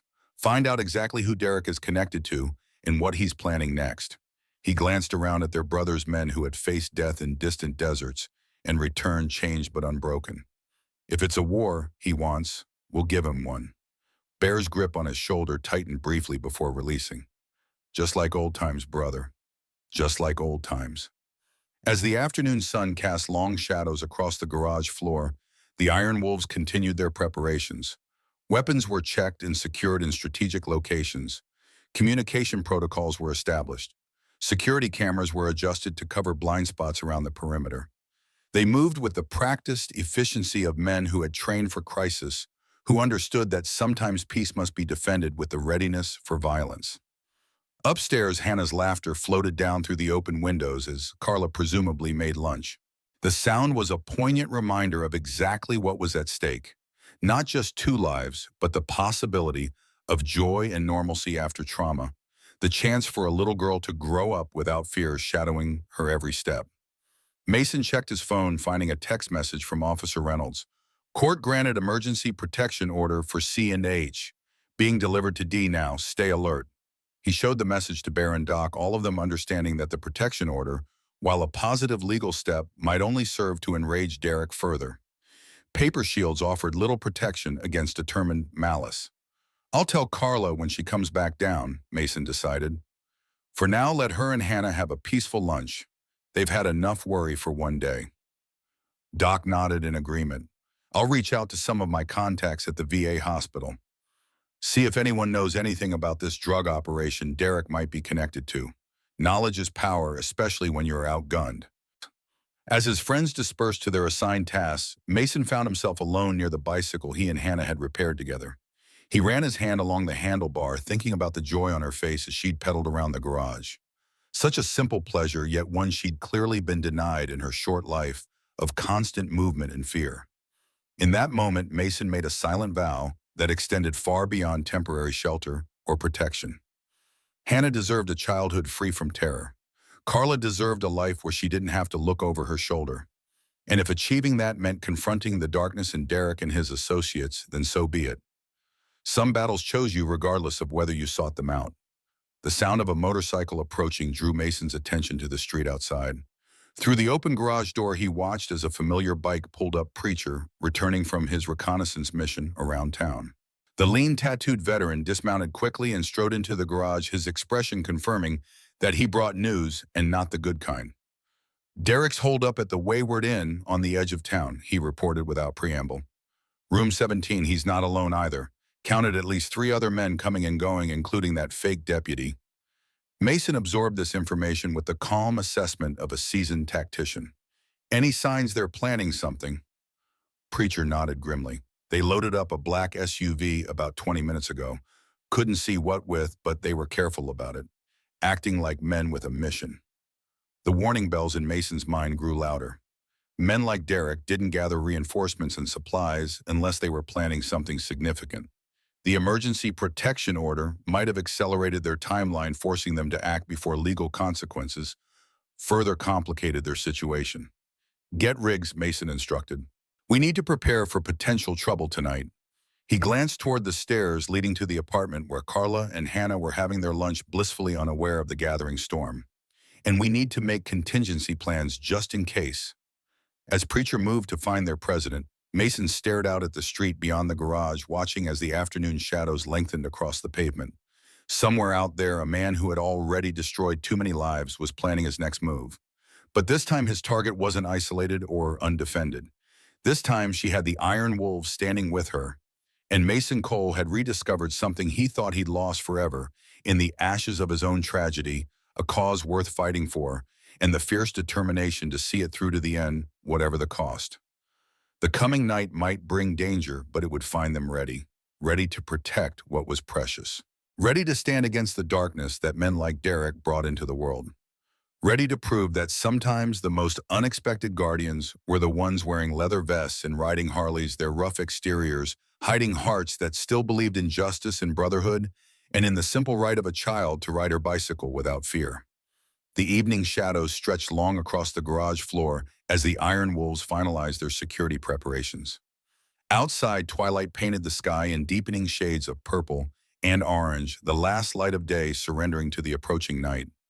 Mason stood at the window of the apartment above the garage, watching as the town settled into evening routines, lights flickering on in distant windows, unaware of the tension building within the walls of the Iron Wolves clubhouse. Behind him, Carla moved quietly around the small kitchen, preparing a simple dinner, while Hannah sat at the table focused intently on a drawing. The domesticity of the scene struck Mason with unexpected force. In just a few days, this space that had stood empty for months had transformed into something resembling a home. "Mr. Mason," Hannah called, looking up from her artwork. "Come see what I drew." Mason crossed the room to stand beside her chair, looking down at the colorful crayon drawing. It showed a row of motorcycles parked in front of what appeared to be the garage. Behind them stood several figures in black vests, and in front, holding hands with the smallest figure in a red dress, was a tall man with what looked like a beard. "That's you," Hannah explained, pointing to the bearded figure. "And that's me, and that's Mama, and those are all your friends protecting us from the bad man." Her small finger traced over another figure drawn at a distance from the group, colored in dark, angry scribbles. Mason felt something tighten in his chest at the child's simple understanding of their situation. Even at 7, she comprehended more than they'd realized. "It's a great drawing, Hannah," he said, his voice rough with emotion he hadn't expected. "You got Bear's beard just right." She beamed at the praise, then returned to adding details to her picture. Mason caught Carla watching them, a complicated expression on her face. Gratitude mingled with something deeper, perhaps concern about the attachment her daughter was forming to these unexpected protectors. Mason's phone vibrated in his pocket. A message from Riggs. "Meeting downstairs, now." "I need to talk with the guys for a few minutes," Mason told Carla, keeping his tone casual for Hannah's benefit. "You two okay up here?" Carla nodded, her eyes communicating that she understood more was happening than he was saying. "We're fine. Dinner will be ready soon if you want to join us." Mason descended the metal stairs to find the main members of Iron Wolves gathered in the back office of the garage. Riggs stood at the center, his silver beard and weathered face grave in the fluorescent lighting. Doc Bear, Tank Preacher, and several others formed a tight circle around a table covered with a town map. "What's the situation?" Mason asked, closing the door behind him. Riggs looked up, his expression grim. "Preacher's contact at the Wayward Inn just called. Derek and his crew checked out about 20 minutes ago. 4 men, 2 vehicles, the black pickup, and an SUV. They loaded up with duffel bags and what looked like baseball bats." A chill settled over Mason. "They're making a move." "Looks that way," Bear confirmed. "Officer Reynolds called too. The protection order was delivered to Derek at the motel an hour ago. He apparently tore it up in front of the server and said something about taking care of things his own way." The implication was clear. The legal notice, rather than deterring Derek, had only served to escalate the situation, pushing him toward direct action. "What's the plan?" Mason asked, addressing Riggs, but his eyes moving to the map spread across the table. The club president traced a finger along the streets surrounding their location. "We've secured the perimeter, all access points covered, security cameras online. If they come here, we'll be ready." He looked up, meeting each man's eyes in turn. "But we need to be clear about something. These aren't just some barroom troublemakers. If they come armed, this could get serious fast." The room fell silent as each man processed the implications. They'd faced danger before in war zones and on hostile roads, but this was different. This was their home, their sanctuary. "I called in some reinforcements," Riggs continued after a moment. 3 more members are on their way from the next county. Should be here within the hour. In the meantime, I want 2 men on each entry point. Full alert status." As Riggs assigned positions, Mason studied the map, his mind working through tactical scenarios with the precision ingrained by military training. The clubhouse had 3 potential entry points: the main garage doors facing the street, the side door near the stairwell, and the rear exit that opened onto the alley behind. Each had its vulnerabilities, each needed coverage. "What about Carla and Hannah?" Doc asked, voicing the concern uppermost in everyone's mind. "If things go sideways, they're the most vulnerable." Mason straightened, having already considered this problem. "We need a fallback position, somewhere we can move them quickly if necessary." He turned to Riggs. "What about the old storage room behind the office steel door? No windows, easily defensible." Riggs nodded in approval. "Good thinking. We can clear it out, make it ready just in case." "Tank Vic, that's your job. Chiamon, as the meeting concluded and members moved to their assigned positions, Mason felt a hand on his shoulder. Bear stood beside him, his expression unusually solemn. "You thinking about calling Reynolds?" his friend asked quietly. "Getting official help?" Mason considered the question carefully. The local police would respond if called, but their numbers were limited and their response time could be crucial minutes too slow. More importantly, involving them now might trigger a confrontation they weren't prepared for. Not yet, he decided. Reynolds knows the situation. He's already increased patrols in the area. If we call them in now and Derek's crew spots police presence, they might accelerate whatever they're planning or change tactics. Better to stay alert and call only if we confirm an immediate threat. Bear nodded in agreement. Like old times, brother, we watch, we wait, we respond when necessary. The two men moved toward the main garage area where other members were already taking up defensive positions. The atmosphere had changed, the casual camaraderie of the clubhouse replaced by the focused vigilance of men preparing for potential combat. Gun cabinets were unlocked, weapons checked and loaded with practiced efficiency, then secured within easy reach at strategic points. Mason found himself checking his watch, calculating time and distance. If Derek and his crew had left the motel 20 minutes ago, they could be anywhere by now. Perhaps they were simply leaving town, recognizing that the Iron Wolves presented too formidable an obstacle. But Mason's instincts told him otherwise. Men like Derek didn't retreat. They escalated until forced to stop. The sound of footsteps on the metal stairs drew everyone's attention. Carla appeared, her expression tense as she took in the scene below the positioned men, the charged atmosphere. "Something's happening," she said. It wasn't a question. Mason moved to the base of the stairs, keeping his voice calm and steady. "Just precautions." Derek checked out of his motel room. "Could be nothing, could be something. We're making sure we're prepared either way." Carla's hands tightened on the stair railing. "He's coming here, isn't he? I can feel it." There was no point in false reassurance. Mason nodded once. "Possibly, but we're ready if he does." She closed her eyes briefly, absorbing this confirmation of her fears. When she opened them again, there was a steely determination that hadn't been there before. "What do you need me to do?" "Keep Hannah calm and occupied. Pack a small bag with essentials, medication, important documents, anything you can't leave behind. If we need to move you quickly to a safer location, I want you ready." Carla nodded, her nurse's training evident in her composed response to crisis. "I can do that, and I can help if anyone gets hurt. I have experience with trauma care." "Let's hope it doesn't come to that," Mason said, though they both knew hope was a fragile defense against men like Derek. As Carla returned upstairs, Mason rejoined Bear at the front of the garage where they had a clearer view of the street through partially closed doors. The evening had fully settled now, streetlights casting pools of yellow illumination on the empty sidewalks. Nothing moved except an occasional passing car residents returning home for the night. "You know what bothers me?" Bear said quietly, his eyes scanning the street. "The timing. Why now? The protection order is a nuisance, sure, but not enough to trigger this kind of response. There's something else at play." Mason had been considering the same question. Maybe it's not just about Carla and Hannah anymore. Maybe it's about us, the Iron Wolves. We interfered in his business, humiliated him in front of his crew. For a man like Derek, that's unforgivable. Bear grunted in agreement. Ego and control. Dangerous combination. The radio clipped to Mason's belt, crackled to life. Preacher's voice came through, tense but controlled. "Movement at the south corner. Black pickup just parked 2 blocks down. 2 males exiting, moving on foot toward our position." Mason and Bear exchanged glances. It was starting. "Roger that," Mason responded. "Maintain visual. Do not engage unless threatened." He switched channels to alert Riggs, who was covering the rear entrance with Doc. "Possible contact approaching from south. 2 men on foot, likely advanced scouts. Black pickup parked 2 blocks out."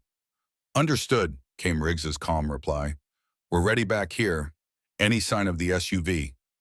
"Negative. Stay alert." Mason moved quickly to the side entrance where Tank and another member Hawk were positioned. "We've got movement south of our position. They may be trying to assess our security before the main group approaches. Watch for flanking maneuvers." Tank nodded grimly, adjusting his position to better cover the side door while remaining out of sight from the windows.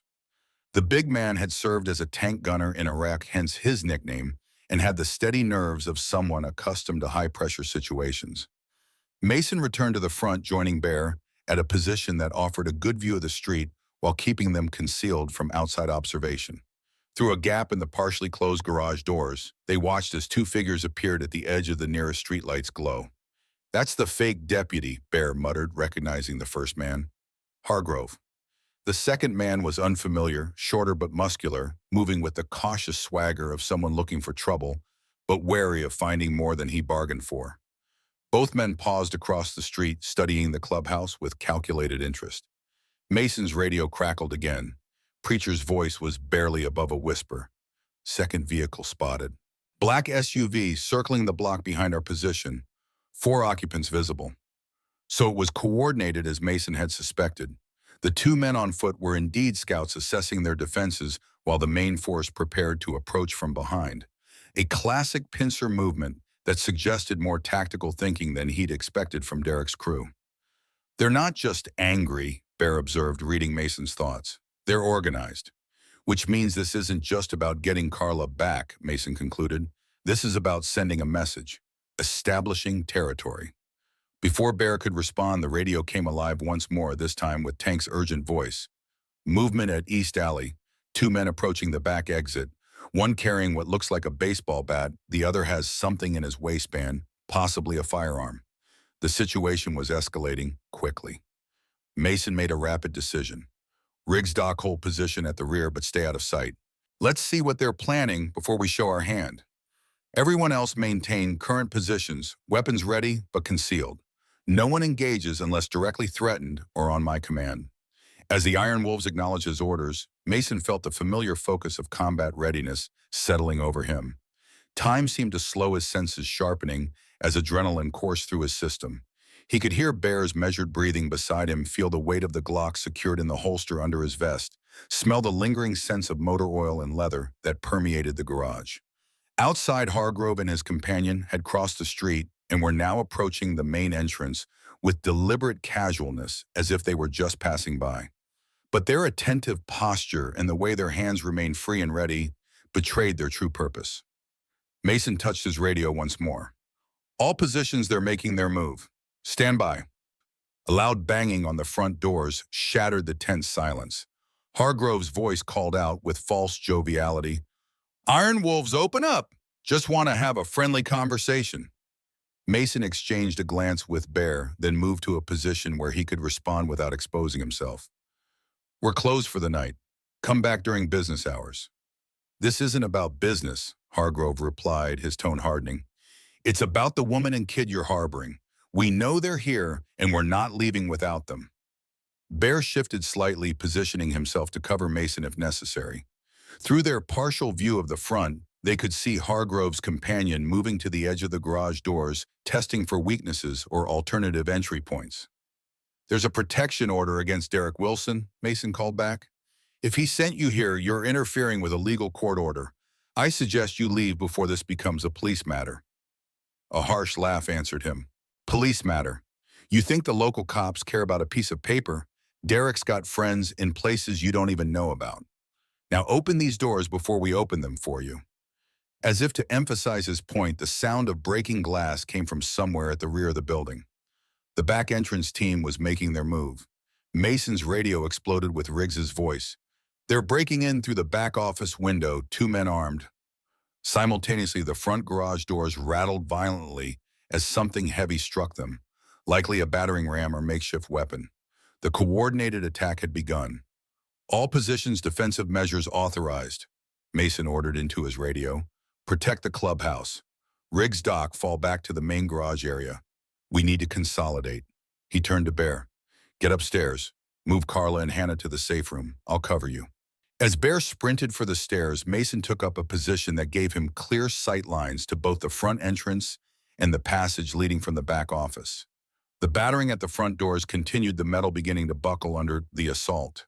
From the rear came the sounds of struggle, shouts, a crash of furniture, then 3 sharp cracks that Mason instantly recognized as gunfire. His blood ran cold. The situation had escalated to deadly force far faster than he'd anticipated. "Riggs, report," he barked into the radio. The reply came after a tense moment, Doc's voice instead of Riggs's. One intruder down wounded, the other retreated. Riggs took a hit to the shoulder, nothing critical. We're falling back to the main area now. Mason processed this information with the rapid assessment of combat experience. One attacker wounded, another retreated, but now they knew for certain that Derek's crew was armed and willing to use lethal force. The stakes had just risen dramatically. The pounding at the front doors suddenly ceased.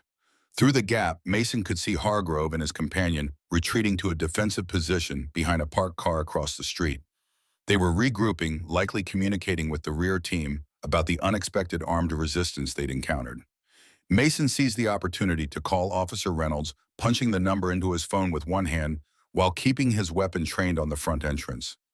Reynolds, came the immediate answer. It's Mason Cole. We're under attack at the Iron Wolves clubhouse. At least 6 hostiles armed attempting forced entry. Shots fired, 1 wounded so far. We need backup now. Jesus, Reynolds breathed. Hold tight. I'm 3 minutes out calling for all available units. The line went dead as the officer presumably switched to his radio to summon reinforcements. Mason tucked the phone away and raised his radio again. Police on the way. 3 minutes. Everyone hold positions, minimize engagement unless necessary for protection. He switched channels. Bear status. Secure in the safe room, came the reply. Carla and Hannah are okay, scared but handling it. A small relief in an escalating crisis. At least the most vulnerable were protected for now. Riggs and Doc appeared from the back hallway, Riggs clutching his left shoulder where blood seeped through his fingers. Despite the injury, the club president moved with determined focus, his right hand gripping a shotgun. How bad? Mason asked, nodding toward the wound. Through and through, Riggs grunted. Doc's already patched it. I can still fight. Doc looked less certain about that assessment, but didn't contradict his president.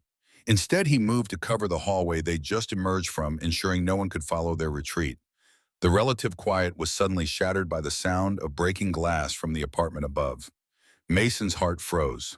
The windows. They'd secured all the ground floor entry points, but hadn't considered that someone might try to access the second floor directly. Bear, he shouted into his radio. Check the apartment. They might be coming in through the windows. No response came. Either Bear was already engaged with the new threat, or his radio had been damaged or worse. Mason couldn't wait to find out. Cover me, he ordered Riggs and Doc. I'm going upstairs. Without waiting for acknowledgement, Mason sprinted for the stairs, taking them 2 at a time. The stairwell was exposed, a tactical nightmare, but speed was more important than caution now. At the top, he paused just long enough to assess the situation before entering. The apartment door stood open. Inside, a scene of chaos greeted him. The living room window had been shattered, inward glass shards littering the floor. Bear was engaged in a brutal hand-to-hand struggle with a man Mason didn't recognize, both of them crashing into furniture as they grappled. A second intruder was moving toward the back of the apartment where the safe room was located, a crowbar in his hands. Mason didn't hesitate. He leveled his weapon at the man with the crowbar. Freeze, drop it now. The intruder spun around, eyes widening at the sight of the gun aimed at his chest. For a critical moment, he seemed to calculate his odds, the crowbar still gripped tightly in his hands. Last warning, Mason said, his voice deadly calm. Drop it or I drop you. The man's nerve broke. The crowbar clattered to the floor, and he raised his hand slowly. Don't shoot, man. I'm just the driver. Derek paid me to help, that's all. Mason kept his weapon trained on the surrendering man while assessing Bear's situation from his peripheral vision. His friend had gained the upper hand, driving a knee into his opponent's midsection before delivering a decisive blow to the jaw that sent the man crumpling to the floor unconscious. Bear rose, breathing heavily, a cut above his eye, streaming blood down his face. Came through the window like spiders, he gasped. No warning. Where are Carla and Hannah? Mason demanded, his heart pounding. Still secure, Bear assured him, wiping blood from his eye. Safe room door holds from the inside. They're okay. Relief washed over Mason, quickly replaced by focused determination. He moved to secure the unconscious attacker, using zip ties from his pocket to bind the man's hands behind his back.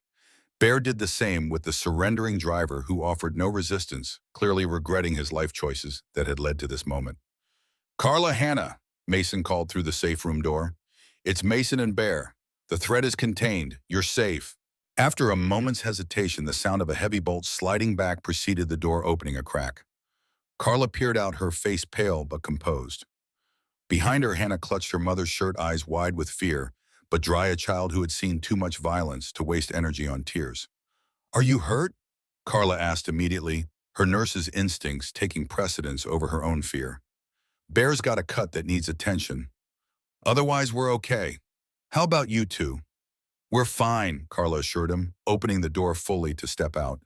She immediately moved to examine Bear's wound with professional efficiency. "This needs cleaning and probably stitches, but it can wait a few minutes." The wail of police sirens approached from outside multiple vehicles, by the sound of it. Reynolds had come through with the promised backup. "Stay here," Mason instructed. "Keep the door closed but not bolted. I need to go coordinate with the police." Carla nodded, ushering Hannah back into the safe room while she tended to Bear's injury. As Mason turned to leave, Hannah suddenly broke free from her mother's grasp and ran to him, throwing her small arms around his waist in a fierce hug. "I knew you would protect us," she whispered, her face pressed against his leather vest. "I just knew it." The simple faith in her voice struck Mason with unexpected force. He placed a gentle hand on her head, finding no words adequate for the moment. After a brief squeeze, Hannah released him and returned to her mother's side, her expression solemn but steady. Mason descended the stairs to find the main garage area now brightly lit with flashing police lights streaming through the windows. Officer Reynolds was directing several uniformed officers to secure the perimeter, while paramedics attended to Riggs's wound. The front garage doors stood partially open, revealing multiple patrol cars parked haphazardly in the street outside. "Status?" Reynolds asked crisply as Mason approached. "Two intruders subdued upstairs, one unconscious, one surrendered. Both restrained. Bear has a minor injury. Carla and Hannah are safe in the secure room." Reynolds nodded, making notes in a small pad. "We've got 3 in custody out front, including your friend Hargrove. One wounded suspect in the back office being treated by paramedics. Any idea where Derek Wilson is?" The question sent a chill through Mason. In the chaos, he had lost track of the main threat. If Derek wasn't among those captured, he must have stayed back, Mason reasoned aloud, sending his crew in first to test our defenses. "Smart," Reynolds conceded grimly. "And now he knows we're prepared and has lost most of his muscle. Makes him more desperate, more dangerous." Mason couldn't argue with that assessment. Men like Derek, when cornered, often became their most lethal, especially when their freedom was at stake. With his crew captured and facing serious charges, Derek would be looking at significant jail time as an accessory, if not a principal. "We need to find him," Mason said decisively, "before he can regroup or disappear." Reynolds holstered his notebook. "I've already put out an AP. Every patrol car in 3 counties will be looking for him. In the meantime, I want your people to give statements while it's still fresh." He paused, then added more quietly, "You did good here, Mason. Could have been much worse." Mason nodded his acknowledgement, though he took little satisfaction in the praise. The threat wasn't eliminated, only delayed. As long as Derek remained free, Carla and Hannah wouldn't be truly safe. As the police processed the scene and paramedics treated the injured, Mason found himself drawn back upstairs to check on Carla, Hannah, and Bear. He found them in the kitchen, Bear now sporting a professional-looking bandage above his eye, courtesy of Carla's skilled hands. Hannah sat at the table, solemnly coloring in her sketchbook, as if the violent interruption to their evening had been nothing more than a minor inconvenience. "Police want statements from everyone," Mason informed them. "Then they'll likely want to move you to a more secure location until Derek is apprehended." Carla's expression tightened. Another temporary shelter. Another strange place. Mason understood her fatigue. "It would just be for a short time. Once Derek is in custody, you can decide what comes next without looking over your shoulder." Hannah looked up from her drawing. "I don't want to go somewhere else. I like it here with you and Bear and Doc. I feel safe here." The simple declaration hung in the air, carrying more weight than the child could possibly understand. Mason found himself without a ready response, caught between security protocols and the undeniable truth that Hannah had spoken. Despite tonight's attack, the Iron Wolves clubhouse had indeed proven itself a sanctuary. They had repelled the threat, protected their own. Bear broke the silence, his deep voice unusually gentle. "Let's wait and see what the police recommend, kid. Sometimes the smartest thing to do is lay low for a while." Hannah considered this with the solemn deliberation of a child who had learned early that adult decisions often overruled her preferences. "Okay," she said finally, "but can we come back after the bad man is gone for good?" The question was directed at Mason, and he felt its weight settle on his shoulders. It wasn't just about tonight or tomorrow, but about what came after the future that would unfold once the immediate danger had passed. "That would be up to your mom," he replied carefully, "but you'd be welcome here anytime, both of you." Carla's eyes met his across the room, a complex emotion in their green depths that Mason couldn't fully decipher. Gratitude certainly, but also uncertainty, perhaps even fear. Not of Derek now, but of what would follow his removal from their lives. Of choices and paths and the unknown territory of a life no longer defined solely by the need to run. The moment was interrupted by Officer Reynolds appearing at the top of the stairs, his expression grave but controlled. "We've got a problem," he announced without preamble. "Derek Wilson just called the station. He says he's willing to turn himself in, but he has conditions. He wants to meet with Carla alone." Carla's breath caught audibly. "That's insane. He doesn't want to surrender. He wants to finish what he started." Reynolds nodded grimly. "That's my assessment too. But he claims to have information about your sister's death evidence that he says will clear him, but implicate others. Says he'll only share it with you face to face." The revelation landed like a stone in still water, sending ripples of tension through the room. Mason watched Carla's face, carefully saw the conflict warring within her. The desperate desire to know the truth about her sister's death versus the very real danger that this was simply another of Derek's manipulations. "It's a trap," Bear said flatly. "He's lost his crew and his leverage. This is his last play to get you alone." Reynolds didn't disagree. "We offered him standard surrender terms, public location, police presence. He refused. Wants a private meeting at the old Miller warehouse on the edge of town. Says he'll be gone by morning either way, so it's now or never." Mason felt cold anger building inside him. Even now, cornered and exposed, Derek was still playing games, still trying to maintain control over Carla's life. It was time to end this one way or another. "What if we give him what he's asking for?" Mason said slowly, "but not the way he expects." All eyes turned to him, questioning. "He wants to meet Carla alone, but he doesn't get to dictate all the terms. We set up a controlled meeting. I go with Carla as visible backup police units positioned out of sight but within response range. He thinks he's getting part of what he wants, but we control the situation." Reynolds considered the proposition. "It's risky. He's desperate, which makes him unpredictable." "It's also our best chance to end this tonight," Mason countered. "Otherwise, he disappears and Carla and Hannah spend weeks or months looking over their shoulders waiting for him to make another move." The room fell silent as each person weighed the proposal against the alternatives. Finally, Carla spoke, her voice quiet but resolute. "I want to do it," she said. "Not because I believe he has evidence about Melissa. I don't. But because Mason is right, this needs to end tonight, one way or another." She looked at Hannah, who was watching the adults with the wary attention of a child who knew her fate was being decided. "For both our sakes." Reynolds exhaled heavily. "I don't like it, but I see the logic. If we do this, we do it by the book. You wear a wire, we have snipers positioned with sight lines, and you have a clear extraction signal if things go south." Mason nodded in agreement. "And I stay within arm's reach the entire time. Non-negotiable." The plan took shape rapidly after that. Reynolds coordinated with his department to set up a perimeter around the abandoned warehouse, while Doc helped Carla prepare mentally for the confrontation. Bear remained with Hannah, distracting her with motorcycle stories that, under normal circumstances, might have earned him a reprimand from Carla for their mild embellishments. Mason found himself alone for a moment in the kitchen, staring out the window at the night sky. The stars were obscured by cloud cover, the darkness complete, except for the intermittent flash of police lights from the street below.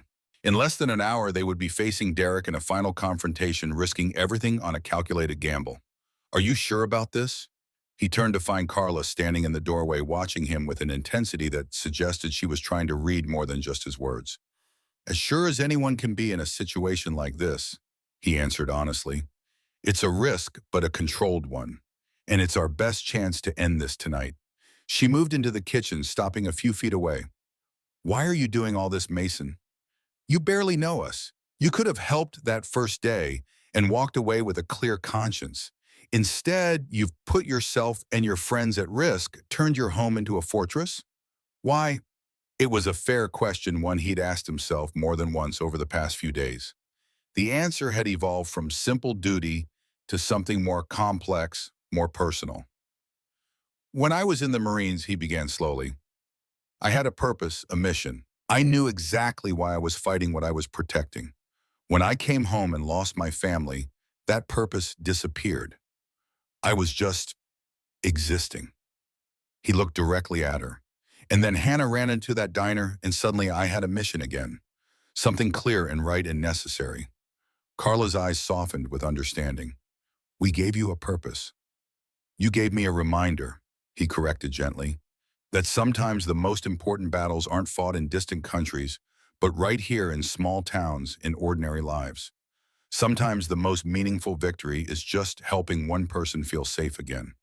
She moved closer, close enough that he could see the faint scar above her right eyebrow, a memento from some earlier encounter with Derek's violence. And after tonight, what then? The question carried weight beyond its simple words. What happened when the crisis passed, when the immediate danger was neutralized? What became of connections forged in emergency bonds created under duress? That's up to you, Mason said carefully. You and Hannah will be free to choose your own path. No pressure, no obligations. Carla studied his face for a long moment as if memorizing its contours. And if our path led us back here, not out of necessity, but by choice. Something shifted in Mason's chest, a loosening of a knot he hadn't realized was there. Then the door would be open, he said simply. Always. The moment stretched between them, full of unspoken possibilities. Then Reynolds appeared at the top of the stairs, breaking the spell. It's time, he announced. The perimeter is set. Our people are in position. Carla drew a deep breath, squaring her shoulders. I need to say goodbye to Hannah, just in case. Mason watched her walk away, struck by her courage, her determination to face her tormentor one last time to secure her daughter's future. Whatever happened tonight at that warehouse, he made a silent vow that Carla would return to Hannah. Some promises couldn't be spoken aloud, but they bound the soul nonetheless. As he checked his weapon one last time and secured his vest, Mason thought about the drawing Hannah had shown him earlier, the iron wolves standing protectively around her, and her mother, a child's simple depiction of safety found in unexpected guardians. Tonight they would ensure the picture became reality, not just for the immediate crisis, but for all the days to follow. The final confrontation awaited. Derek Wilson had terrorized Carla and Hannah long enough. Tonight he would learn what happened when predators targeted those under the protection of the Iron Wolves. Tonight the hunted would become the hunters, and a new chapter would begin for a mother and daughter who deserved peace at last. Mason descended the stairs to join Reynolds, determination hardening his resolve. Some battles chose you whether you sought them out or not, and some were worth every risk to ensure the right outcome. The just ending that would allow a little girl in a red dress to ride her bicycle without fear, and her mother to sleep without looking over her shoulder. Tonight they would finish what began days ago when Hannah ran into that diner. Tonight they would bring it full circle, from desperate plea to final resolution. Tonight justice would find its way home.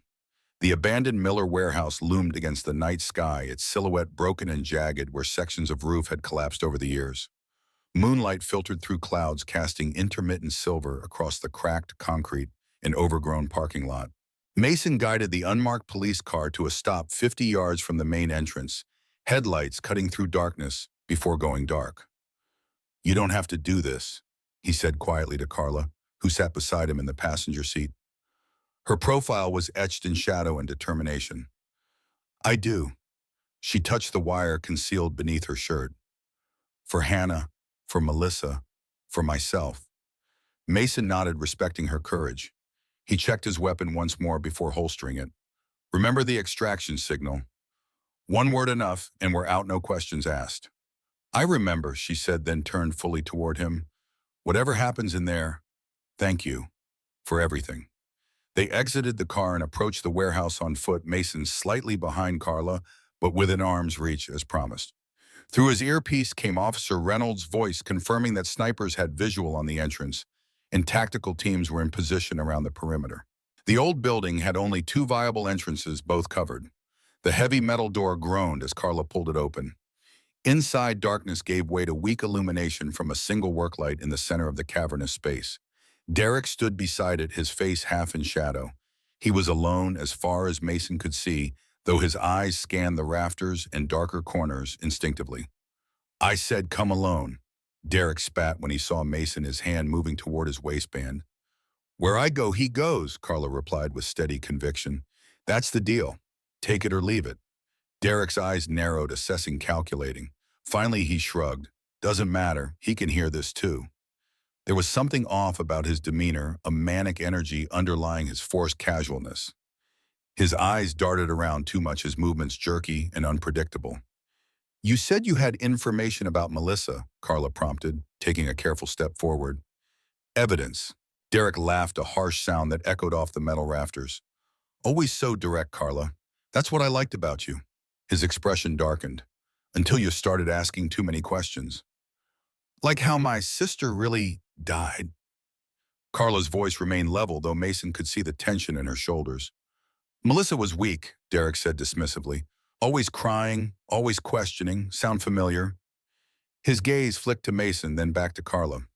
"She found out some things about my business arrangements. Couldn't keep her mouth shut." "So you killed her." Carla stated not a question, but a confirmation of what she'd always suspected. Derek's expression shifted, something like pride crossing his features. "Made it look like an overdose. Perfect, really. Even had the medical examiner fooled." He paced in a small circle, that manic energy becoming more pronounced. "Would have worked with you too eventually. But then you took Hannah and ran." Mason tensed, recognizing the dangerous unpredictability of a cornered man. Through his earpiece, Reynolds confirmed that they were getting every word, that the confession was being recorded. "You said you had evidence," Carla pressed, her voice stronger now, "about others being involved." Derek laughed again. "That was just to get you here." He stopped pacing, fixing Carla with a cold stare. "Did you really think I'd just surrender? Give myself up after everything? No. This ends tonight, but not the way your biker boyfriend thinks." His hand moved with unexpected speed, producing a gun from his waistband. But Mason was faster, years of combat training taking over. He lunged forward, grabbing Derek's wrist and forcing it upward as the gun discharged into the ceiling. The sound was deafening in the confined space, raining dust and debris down upon them. They struggled, Mason using his superior strength and training to keep the weapon pointed away from Carla, who had moved back toward the entrance. Derek fought with the desperate fury of a man with nothing to lose, landing a solid blow to Mason's ribs that momentarily loosened his grip. The gun swung wildly between them, Derek's fingers still on the trigger. Another shot rang out, the muzzle flash momentarily blinding in the dim light. Mason felt a burning sensation along his upper arm, but maintained his grip on Derek's wrist, twisting until the bone reached its breaking point. With a howl of pain, Derek finally released the weapon. It clattered to the concrete floor as Mason delivered a precision strike to Derek's solar plexus, dropping him to his knees. In seconds, he had Derek face down on the ground, knee and his back wrist secured behind him. The warehouse doors burst open as tactical officers flooded in, weapons drawn. Reynolds was among them, quickly moving to secure the scene. "We got it all," he confirmed, holstering his sidearm as other officers took custody of Derek. "Full confession recorded. He won't be getting out this time." Mason rose shakily to his feet, suddenly aware of the warm wetness spreading down his arm. The bullet had grazed him, taking a chunk of flesh, but missing bone and major vessels. Already a paramedic was approaching to assess the wound, but his eyes sought only Carla, finding her standing with Reynolds, pale but composed. When their gazes met across the warehouse floor, something passed between them. Understanding, relief, perhaps something more. It was over. Finally over. As Derek was led away in handcuffs, still hurling threats and obscenities, Mason watched him go with a curious sense of detachment. Men like Derek had always existed, would always exist, predators who confused cruelty for strength, control for power. But tonight, and such man had been stopped. One family freed from his shadow. It was enough. 6 months later, the Iron Wolves clubhouse was transformed by summer sunlight streaming through freshly cleaned windows. The garage doors stood wide open to catch the breeze as motorcycles lined the front chrome, gleaming in the midday sun. The sound of laughter, a child's high, clear voice mingled with deeper adult tones, spilled out into the street. Inside the garage had been temporarily converted for a celebration. A banner reading "Congratulations, Carla" hung from the rafters, slightly crooked, but made with obvious care. Tables laden with food and drinks formed a buffet along one wall, while members of the Iron Wolves mingled with townspeople who months ago might have crossed the street to avoid them. Mason stood by the workbench, nursing a beer and watching as Hannah proudly showed Officer Reynolds her new bicycle, the same one she and Mason had repaired together, now painted a gleaming red to match her favorite dress. The officer listened with exaggerated interest as she explained each component, occasionally glancing up to share an amused look with Mason. "Quite the apprentice you've got there," Bear rumbled, appearing at Mason's side. "Kid knows more about bikes than half the prospects we get these days." Mason smiled, his eyes tracking Hannah as she moved through the crowd. "She's a quick study, smart as they come." "Like her mother," Bear observed, nodding toward the center of the room where Carla stood in conversation with Doc and several nurses from the hospital, where she now worked full-time. Her copper hair was caught up in a neat ponytail, her green eyes animated as she described something with expressive hand gestures. The faded bruises were long gone, replaced by a quiet confidence that made her seem taller, somehow more present. The party was celebrating her official certification as an emergency room nurse, a goal she'd pursued relentlessly since settling permanently in town. The hospital had been so impressed with her skills that they'd sponsored her additional training, fast-tracking her back into the profession she'd abandoned during her years on the run. "You ever think about how different things might have turned out?" Bear asked quietly. "If Hannah hadn't run into that diner that morning?" Mason considered the question seriously. "Every day," he admitted. "But then I stopped thinking about what might have been and focus on what is." What was this Derek Wilson serving 20 years to life for the murder of Melissa, with additional charges for assault, attempted murder, and drug trafficking. The evidence from his phone and the testimonies of his captured associates had been enough to dismantle the small drug operation he had been part of. What was Carla and Hannah in a small house 3 blocks from the clubhouse, close enough that Hannah could ride her bicycle to visit after school, far enough that Carla maintained her independence. Their relationship had evolved slowly, deliberately, both of them carrying enough scars to know that healing takes time and patience. What was Mason Cole no longer simply existing but living again, finding purpose not just in moments of crisis, but in quiet Tuesday evenings helping Hannah with her science project, or Sunday mornings riding alongside Carla as she gained confidence on the Harley he was teaching her to handle. "You going to ask her?" Bear nodded toward the silver ring box partially concealed in Mason's jacket pocket. His friend had always been too observant for his own good. Eventually, Mason replied, a small smile playing at the corners of his mouth. "When the time is right. No rush." The festivities continued around them, the unlikely family they'd formed expanding to include the town that had once viewed them with suspicion. Iron Wolves members chatted with local business owners, old barriers falling away in the wake of shared purpose and mutual respect. As the afternoon light began to soften toward evening, Hannah appeared at Mason's side, tugging at his hand. "Come see what I made," she insisted, pulling him toward a table covered with her artwork. Among the colorful drawings was a framed picture more detailed than her earlier works. It showed the Iron Wolves gathered around their motorcycles with Mason, Carla, and Hannah at the center. Above them, she had written in careful letters, "My family." Mason felt something tighten in his chest as he looked at the simple declaration. "It's perfect," he said, voice rough with emotion. "Absolutely perfect." Hannah beamed up at him, no trace remaining of the frightened child who had burst into the diner that fateful morning. "I knew you'd like it. Mama said we could hang it in the clubhouse if that's okay with you." "More than okay," Mason assured her, resting his hand gently on her shoulder. "This is exactly where it belongs." Across the room, Carla caught his eye and smiled, a private expression meant only for him. In it, Mason saw not just the present moment, but the future stretching out before them. Not perfect, not without challenges, but theirs to shape together. Sometimes the most unexpected journeys led to exactly where you were meant to be. Sometimes brave hearts found each other against all odds and created something stronger than either could have built alone. And sometimes a little girl in a red dress running into a diner could change everything, setting in motion a chain of events that would heal wounds long thought beyond repair. Mason Cole looked around at the family he'd found biological and chosen, forged in crisis but built to last. and knew with absolute certainty that he was home.